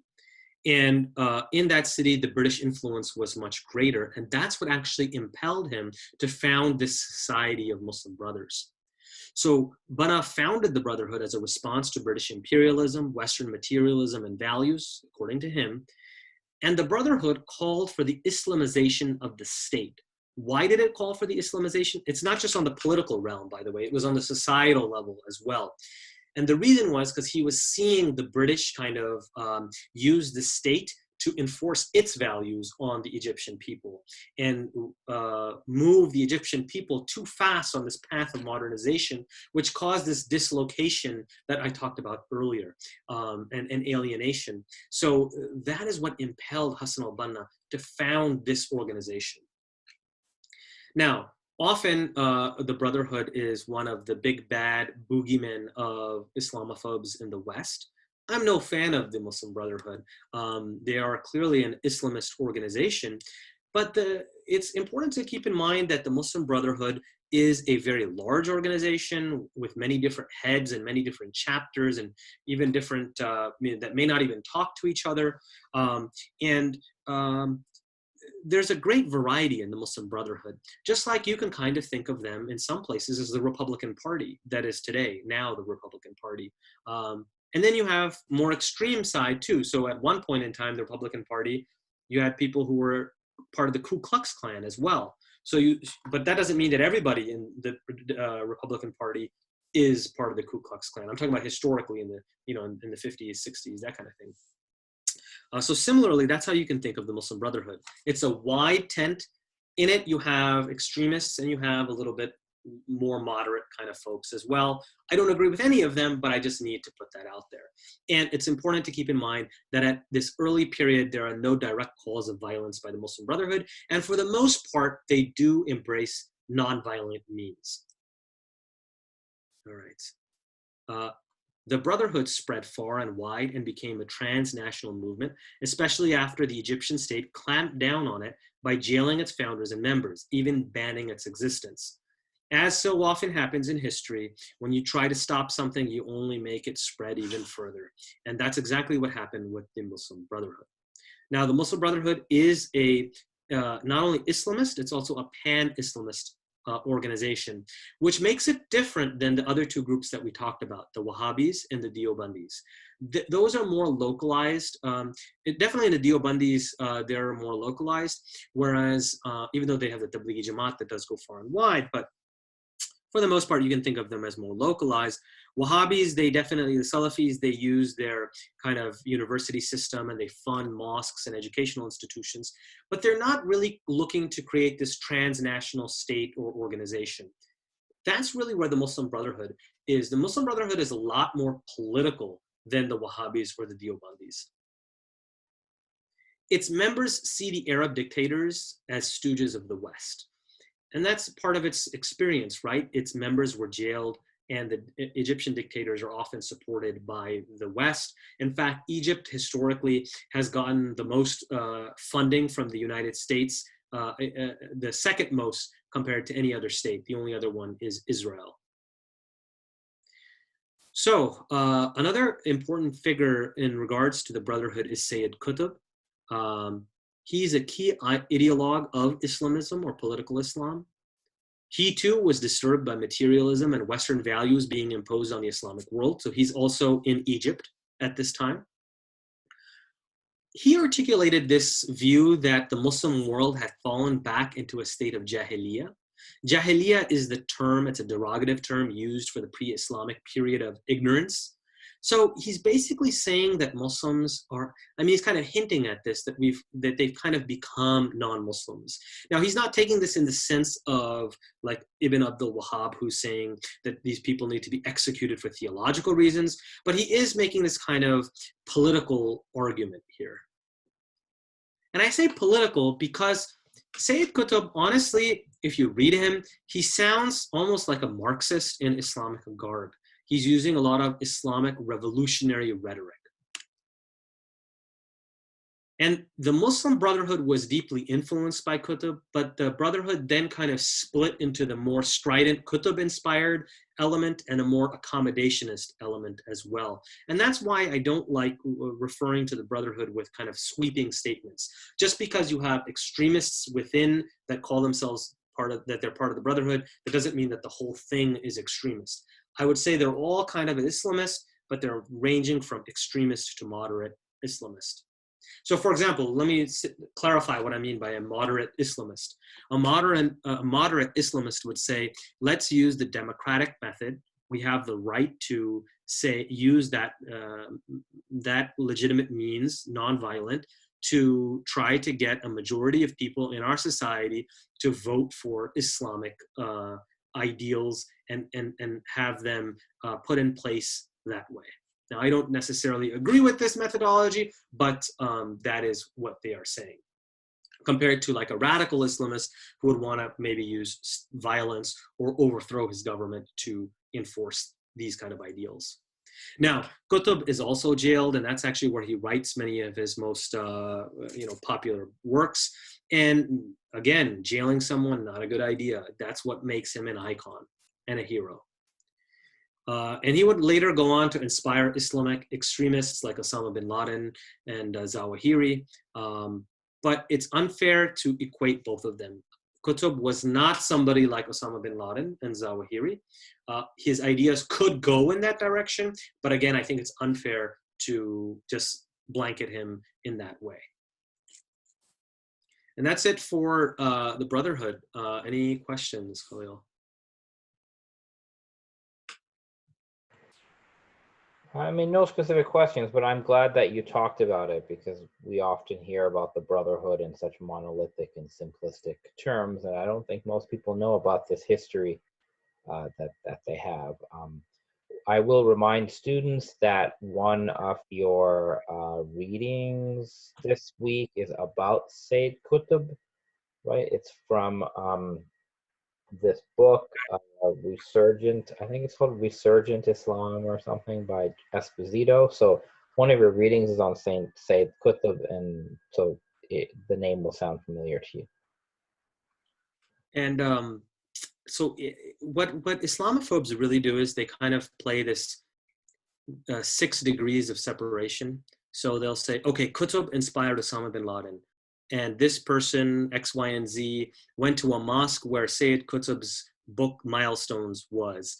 And then, that's how they link everybody to. So the Muslim Brotherhood is a very large organization, multi-headed, with moderate and more extreme branches to it.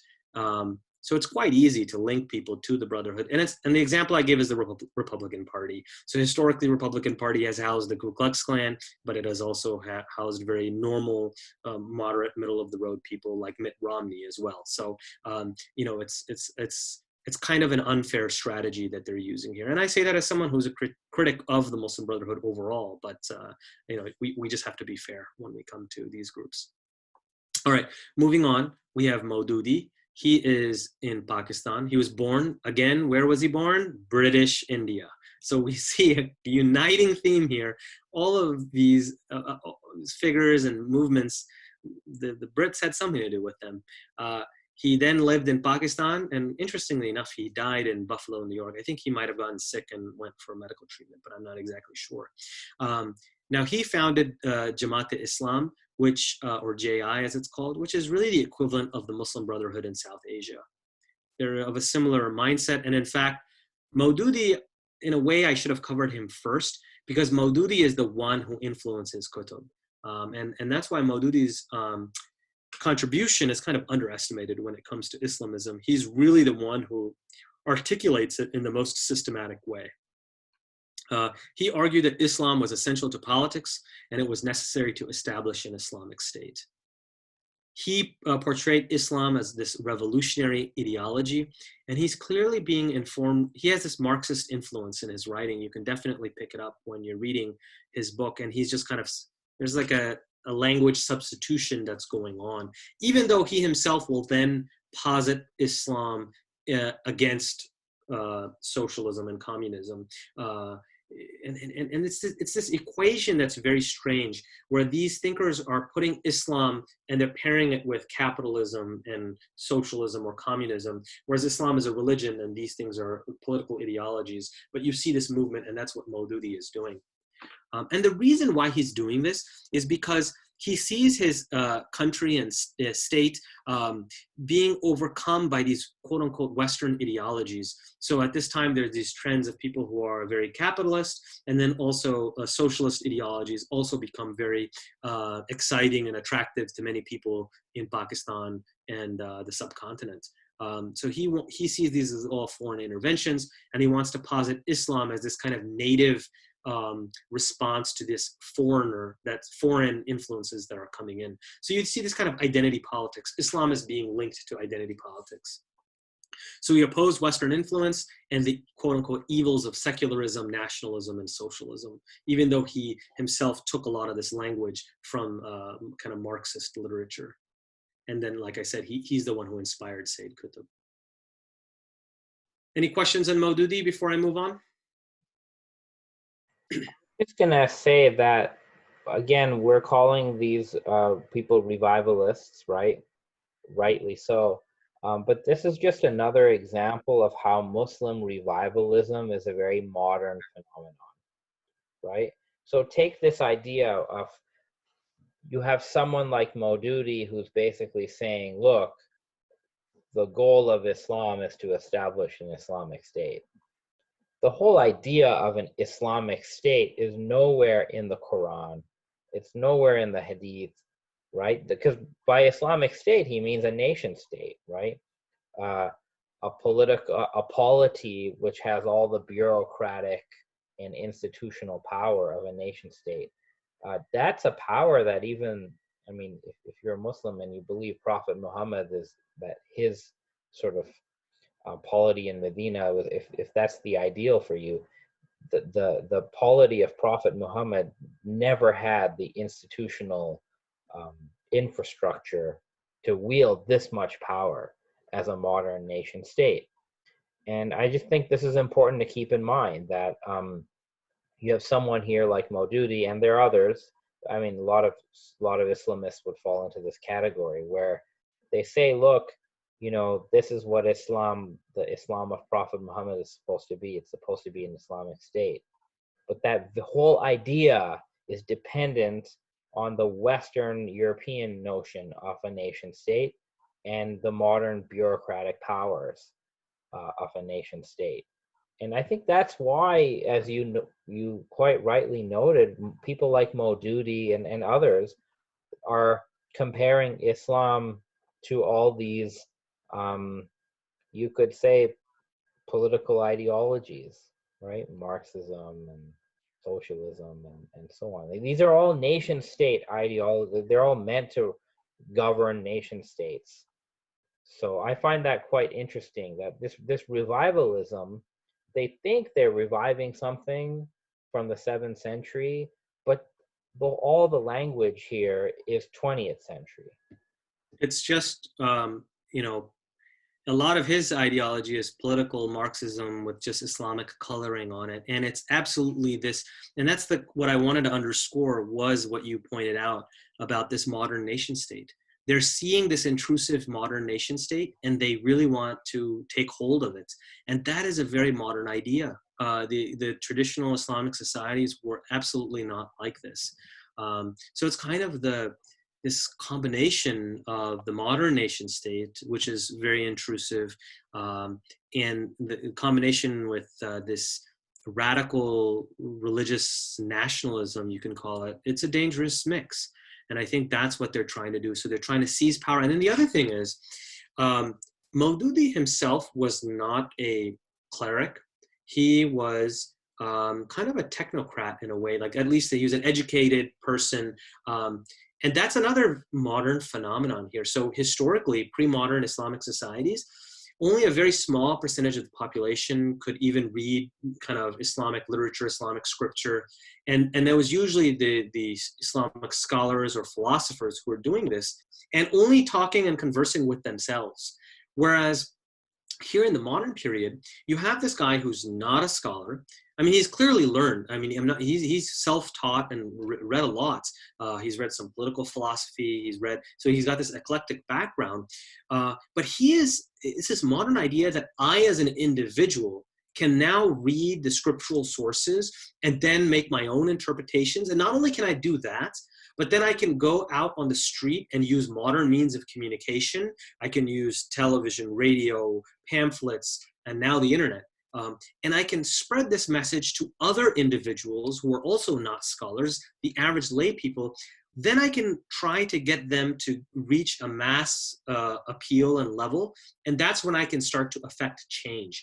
We can see now how this is a kind of proto-democratic or democratic movement that's going on. It may be illiberal, but it is a democratic kind of ethos that's underlying it. And we saw this in the, when the Arab Spring happened, we saw this with, Tahrir Square and all this. When they actually got to vote for their own person, they did, a plurality of people voted for the Muslim Brotherhood candidate. That's what democracy will do. But that is a step on the way. Democracy, if you think about it, is a step on the way in the direction of, the liberal secular state that maybe many of us want to see in the region. So that's that. I'm agreeing with you on that. So last group that we're going to go to is the Iranian case, which is a Shia example. So it's not just limited to the Sunni world. So let's talk about the prelude to the Iranian Revolution. This gentleman named Mohammad Mossadegh was democratically elected as prime minister of Iran in 1951. He was seen as a champion of secular democracy, progressivism, and women's rights. Actually, Bernie Sanders just praised him recently. And Mossadegh tries to establish progressive taxation and a welfare system. He moves to nationalize the Anglo-Persian Oil Company, now known as, you guessed it, British Petroleum, BP, the British again. Why do the British have their finger in almost all of these revivalist, not the movement itself, but the setup for each movement seems to have a British agency or something? It's amazing. It's really amazing. I think the British need to take some credit here. I mean, are many of these, not all of them, but certainly Maududi, and maybe, I don't know, maybe the ones in Egypt, but like, are they sort of inspired by this, like sort of what they see the British successful at? And are they looking at British political hegemony and success and saying, well, we need to do this, but with Islam as the banner? Is that? I think that's the general trend amongst revivalists and reformists. There's this idea of not just the British, but the West in general is so transcendent and successful. And why have we fallen so behind? So there's this narrative of decline and the rise of the West. So what did they do right and what did we do wrong? I think revivalists are going to come to a different answer and reformists are going to come to a different answer. Revivalists are going to kind of say, we need to go back to this pure version of Islam, whereas the reformists are going to say we should actually copy a lot of the success that the West had, even though they themselves are going to be a little bit discerning. They're not going to want to copy all of it. So, and that's part of the agency that I want to give the Islamic modernists, but we'll talk about that in the next lecture, in the next part of this lecture. So yes, the British are there again. But guess who takes over after the British? Their cousins, the Americans, us, the Yanks. So after World War II, America really takes over in the world. So the reason why it's the British everywhere is they were the dominant party, they were the dominant force. But then after World War II, the United States takes over as that force. So you see in 1953, there was the Iranian coup. The CIA overthrows Mossadegh, the democratically elected prime minister of Iran. Remember, America is always trying to spread democracy in the world. And yet here we had a champion of secular democracy, progressivism, and women's rights.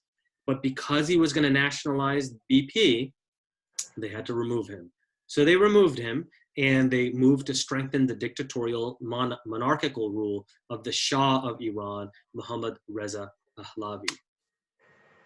Now, the Shah does push Western secular values on his people.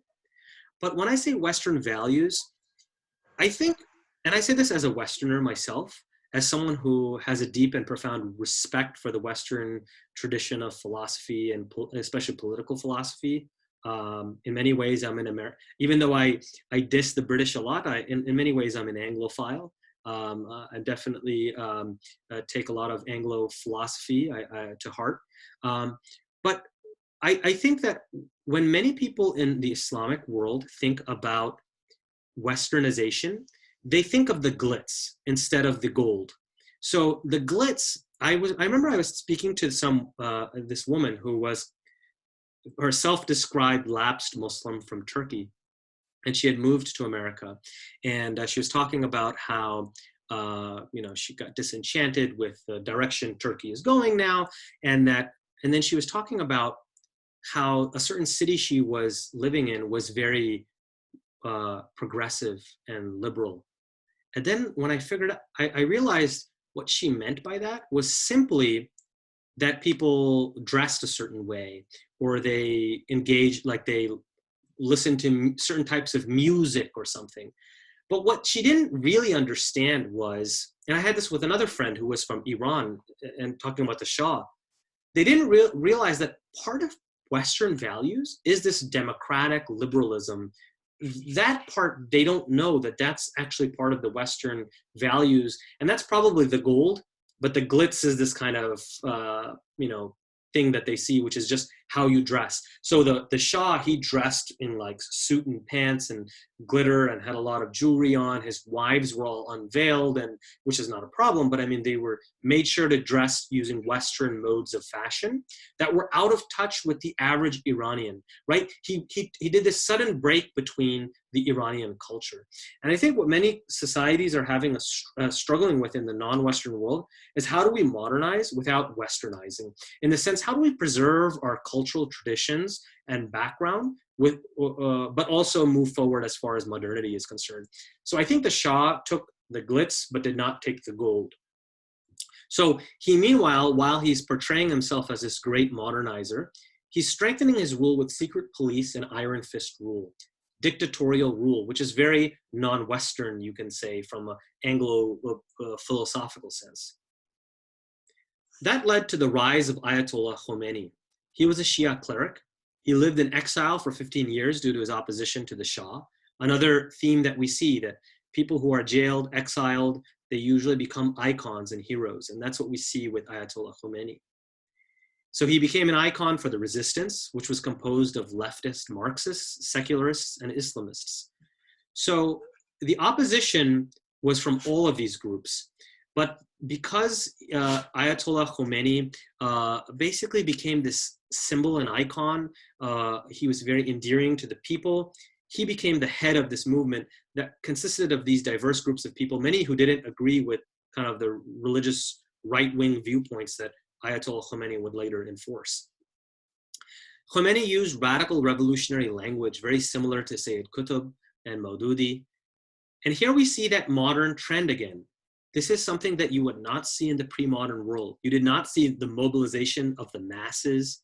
You definitely didn't see these modern means of communication. So he used, what happened is they would smuggle in audio cassettes and pamphlets from Iraq and spread them to Iran. And that's how his popularity spread. So you see these people with these anti-modernist views using very modern means of communication. And then he articulated the Vilayat al-Faqih system, which basically argues that, so according to 12er Imami Shiism, and of course, Khalil, you're the expert, not me, on Shia Islam, but as I understand it, in the 12er understanding, once the 12th Imam goes into occultation or hiding, the 12er Shias take a more quietist political stance in Islamic history. Basically, they're waiting on the Imam to come out of occultation near the end times, and until then, they're basically out of politics and they're just in the social and religious spiritual realm. Well, Ayatollah Khomeini cannot wait for that time, so he argues that the Islamic clerics themselves should be set up the political system so that they can prepare the way for the 12th Imam when he returns.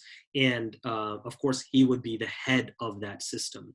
And Khalil, can you, I don't know if you wanted to talk about it or I can, about, there was definitely a lot of opposition from other Shia clerics about this, right?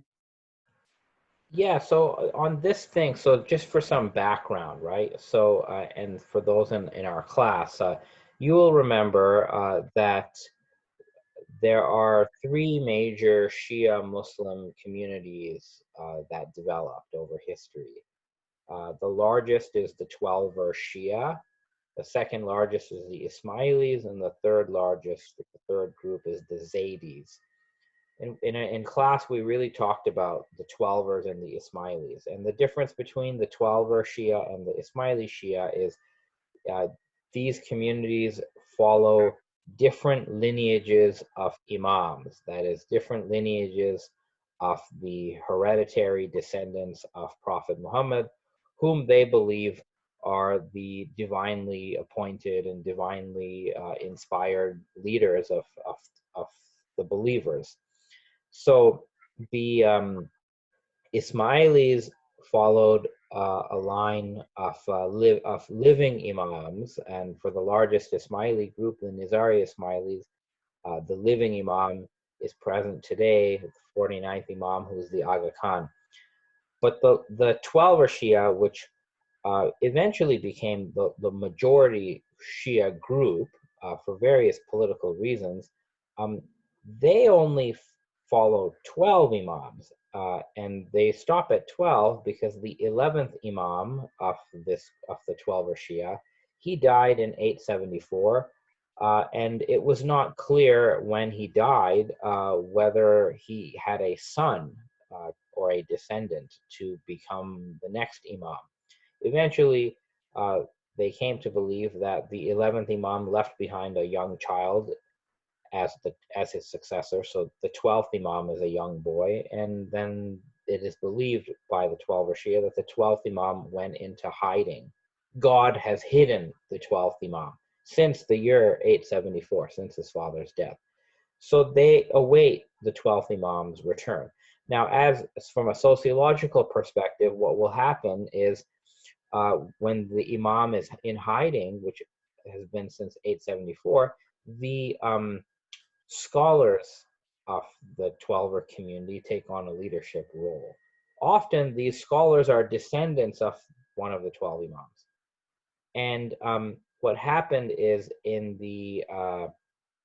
the rise of the Safavid Empire, which I think is the 16th century, is it 16th or 17th century, with the rise of the Safavid Empire, what happens is the Twelver Shia scholars, of which there are many at this point, they are institutionalized by the state. They are supported by the Safavid state. And the Safavid state actually starts to recognize the Twelver Shia scholars. Remember, these are scholars, they're learned in texts. They're not seen as superhuman or anything, but the scholars are recognized with the status of general deputy of the 12th imam. So the 12th imam has been in hiding since 874. No one can communicate with him, but now the scholars in the Safavid era are given the rank of general deputy of the 12th imam. And then one scholar, the Safavids start sort of recognizing one particular scholar. I forgot his name, but one person gets recognized as special deputy of the 12th imam. So the building blocks are in place effectively for one or more 12er Shia scholarly figures to effectively claim to represent their imam. And this scholarly institution evolved. So now by the 1800s, the highest grade of 12er Shia scholar is known as Ayatollah, which literally means sign of God. And by this time, many 12er Shia mystical scholars have been talking about how, although the imam is in hiding, there are certain members of the community who become learned, they can attain some of his knowledge, and they can represent him in some way. And this develops, and what we call here a wilayat al-faqih, you could say it's just sort of the crowning development of something that was already happening. The idea that a scholar can represent the hidden imam. And according to wilayat al-faqih, what can happen is that a scholar, an ayatollah, can, due to his knowledge and due to sort of the needs of the time, he can now perform certain political functions that are generally reserved for the 12th imam. And what's very interesting about this movement that you're talking about here is and people have heard this. So Khomeini's rank in the hierarchy is Ayatollah. That's the highest level of scholar. They're also called mujtahids, right? So, but he's not the only Ayatollah. There are other Ayatollahs. There are, I don't know how many there are, but there are, you know, dozens of Ayatollahs. And a 12er Shia could choose to follow any of these Ayatollahs. Ayatollah Sistani in Iraq is very, very popular. He's probably the most popular one today. But when this revolution happened, some people started calling Khomeini Imam Khomeini. And there was some ambiguity attached to that. And think about why. So the 12er Shia are waiting for the 12th Imam to come. And it is expected that when the 12th Imam appears, it will have a political dimension, like he will be the leader of some sort of revolution. And this revolution is being led by Ayatollah Khomeini, but some people start calling him Imam Khomeini, and he didn't really deny that. Like people are allowed to call him that. There's a lot of literature that calls him that. But he never claimed to be the 12th Imam. And yet, there was some sort of, you could say, additional reverence given to him. Like, almost like if he was not seen as the 12th Imam, he was seen as somehow, he seems to somehow mirror some of his qualities and authority. I think it's Khomeini in his own writings, I have to double check this, but Khomeini in his own writings, in some respect, equated the position of the Ayatollahs to the position of the Imams, in some respects, not totally. So the usual idea is that the Imams, or the Imam of the time, serves as God's proof on earth. So there's this idea that God provides humans with someone who basically proves his existence, and that's usually the Imam. But Khomeini said, and I'll double check, but I'm pretty sure he said this, that in the absence of the Imam, the scholars are the proof of God on earth. So there's certainly some people would say some roles of the Imam are being elided or absorbed by the Ayatollahs. So, and this is very important because, again, this is a modern doctrine, right? Like this Wilayat al-Faqih. And if you've read some of the things Khomeini and others have said, they have written that, for example, in the interest of the state, the Islamic State of Iran, the Ayatollah, the supreme leader, can cancel Islamic practices if they have to. They can cancel Hajj. They could cancel prayers if the state, the health, the well-being of the Islamic State required it. Again, it's a very modern idea, right? Like for the good of, put the state above ritual practice. Wow, thanks for that explanation. And Khomeini, he used the term Islamic Republic, for example. This is definitely a very modern. I did have one small question. It's not related to our lecture, but maybe you can make it brief. So were these Ayatollahs were said to be in communication with the hidden Imam at all, or was that left a little vague? I think it was left vague. I haven't seen any sort of official doctrinal claim about this, but I know there were mystically in. So what people don't know is that Khomeini himself was a mystical thinker. People don't know this, but like he's written mystical poetry. You can find it online. And Khomeini has come from a tradition where, in this very interesting way, 12er Shia legalism has been fused with 12er Shia Sufi and Ismaili inspired mysticism. It's this really interesting phenomenon. So what they could say is, legally speaking, you know, nobody's in communication with the 12th Imam from a legal perspective. But from a legal perspective, now you have this doctrine, right? Wilayat al-Faqih. But from a mystical perspective, some writers, and when 12er Shia scholars write as mystics, they're writing as individuals. They're not writing as jurists, right? So you sort of have more freedom from a mystical perspective. So people would talk about, I think Mullah Sadra and Sabzavari, his successors, would talk about how somehow the Imam, the hidden Imam, can emanate his wilaya to sort of the highest degrees of humans, those humans who are most sort of mystically advanced, they can sort of participate in the wilaya, the spiritual domain of the Imam. And I would not be surprised if Khomeini himself or his predecessors have said that it's therefore quite possible for a high-ranking Shi'i mystic to somehow be in touch with the Imam in a spiritual way. But I have not seen anything official that tells you like that this is how the supreme faqih like is in contact with the Imam. I think they might get in trouble for saying something so bluntly. I gotcha. All right, thank you so much. All right, so on that point, I wanted to point out that there's a cult of personality that develops around Ayatollah Khomeini, which I would say is probably related to the modern nation state as well. You can think of Kim Jong-un. That's a very, I don't think it would be possible without that state power behind you.